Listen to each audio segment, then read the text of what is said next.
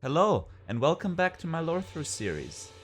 Last time we made it to the Third Church of Marika, so today we will have a look at the Mistwood and the NPCs there. On our way towards the Third Church we rode past Kenneth Height, so let's talk to him first. You've come to lend me your aid, have you? Well, that's very kind, but, no. No, the help is very much appreciated, even from a tarnished. Despite appearances, nobility is no prerequisite to serving the true order. You might have heard of me, Kenneth Height.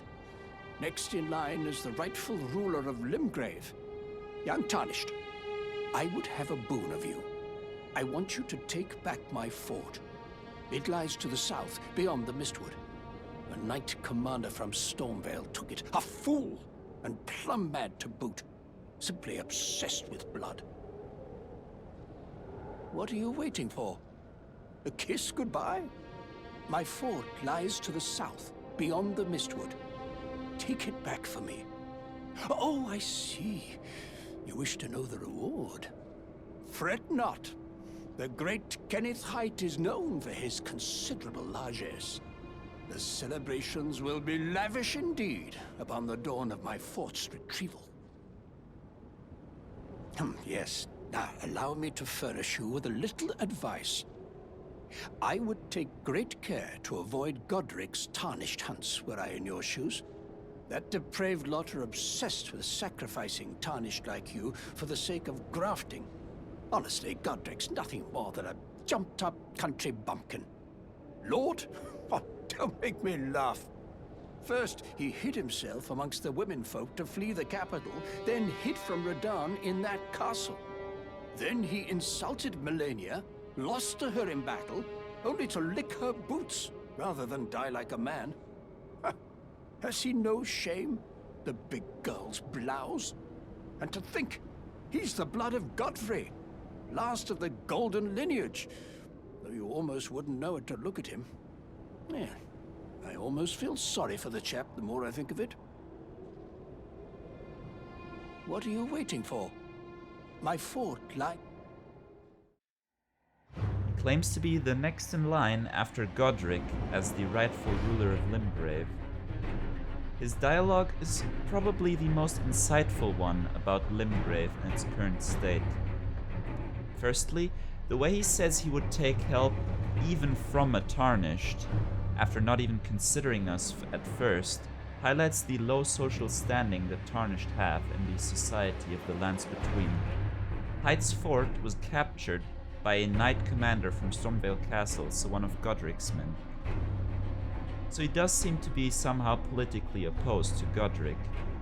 He also warns us of Godric's tarnished hunts, where tarnished like us get sacrificed for grafting.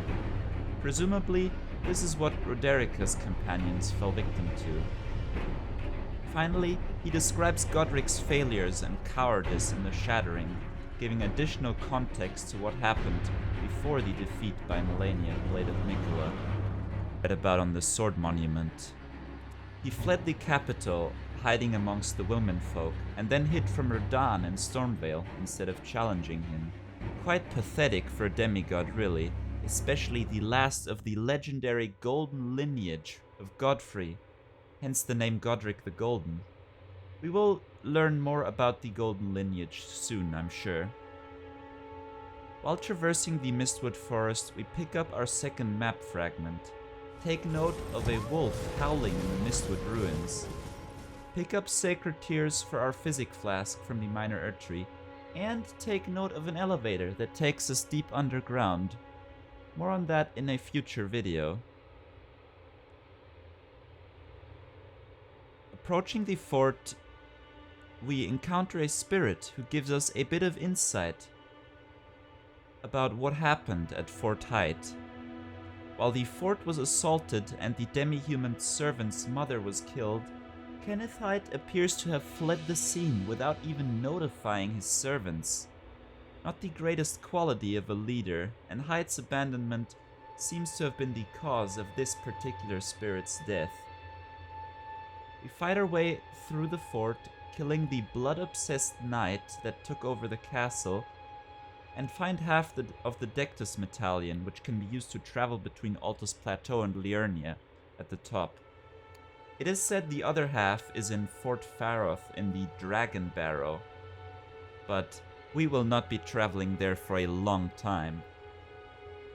By the way, we can see the dead body of the demi-human's mother in the center of the fort, which corroborates the sad story of the spirit NPC about the loss of the fort. Regardless, with the knight dead, we can now speak to Kenneth Haidt about our accomplished missions, and we are rewarded with an Earthseal dagger, and an offer to be raised to knighthood by him, once he has sorted out the mess at the fort and re-established connections with the demi-human. Ah, I've been waiting for you with bated breath. Did you manage to recapture my fort? Oh, excellent news. Just wonderful. And the knight's dead to boot. Well done, my friend. Well done indeed. I knew I was right to trust you. Now, here's your reward, as promised. Go ahead. It's all yours. Right then.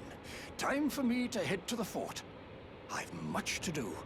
First, I'll have to re-establish communication with the demi-humans. What's that look? You don't believe me? Well, under the Erd Tree, commingling with the demi-humans is made possible. Even the vulgar shall not be left behind, under the rule of true order.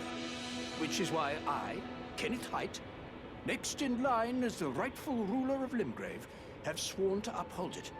Just you watch, my friend. Just you watch. Ah, yes. I've been meaning to ask. Would you like to enter my service? I see bright things in your future, stout warrior. Enter into my service and learn the workings of the Erd Tree's true order. And who knows? Perhaps sometime down the line, the grace of gold will return to those tarnished eyes of yours. What say you? A fine accord, is it not? Very well indeed. I knew I saw something in you. I shall await you at my fort. We shall hold a ceremony for your knighting there, I think. I see great things ahead of us. We are truly by the Erd Tree blessed. Right then, time for me to head to the fort. I've much to do. First, I'll have to re-establish communication with the demi-humans. However, traveling back to the fort, the demi-human servants are still enraged by the loss of their mother and do not accept Haidt back as their ruler. Faced with his own failings as a leader, he admits he doesn't have the authority to raise us to knighthood, and a different ruler of Limgrave must be found to replace Godric. Ah, you, is it? I suppose you must have seen it by now, yes. The sorry state of my fort? Oh, indeed, it is a foul fate for a land to be without a ruler. One must be found, with haste, and not that awful Godric, but a true and stalwart lord of the proper lineage to take the reins of Limgrave. I'm sorry to have lifted your hopes, but I haven't the authority to raise you to knighthood as things stand. The great Kenneth Haidt issues his sincerest apology.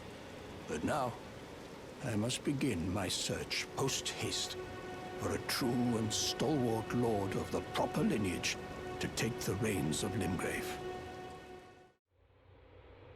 Next, we return to our good friend Merchant Kale to ask him about the howling in Mistwood. The howl of a wolf in the Mistwood.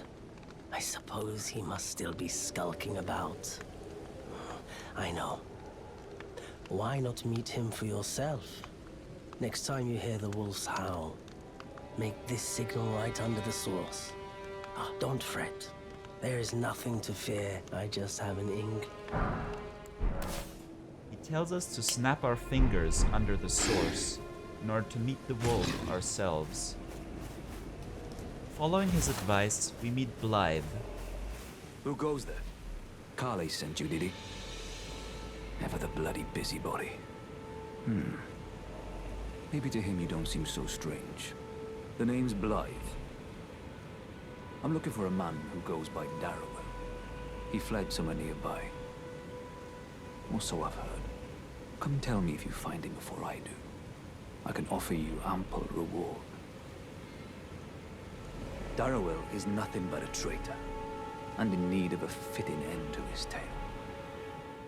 Blythe is looking for a man named Darrowell, who he claims has betrayed him.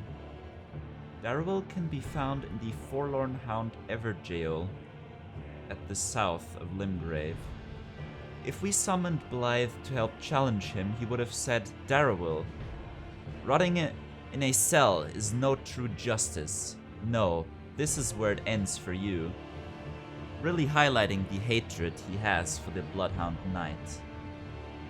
Regardless of whether he was summoned or not, Blythe will be waiting outside the cell after we defeat Darrowell, and reward us our first Somber Smithing Stone, too, and tells us to seek a large blacksmith once we get to Liurnia of the Lakes for an additional reward. Right. There you are. Had to work for it, but it's done. Don't say I'm not a man of my word. Here's your prize. Oh yes.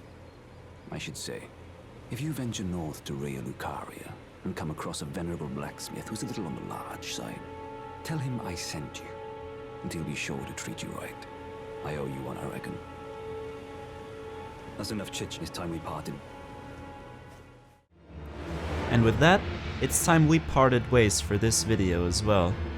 Next time, we will be talking about Agheel Lake and the NPCs surrounding it. After that, we only have the north of Limgrave left until we are ready to re-challenge Margit. So watch out for the next 2 episodes. Thank you guys for watching, make sure to subscribe and like the video if you enjoyed. See ya!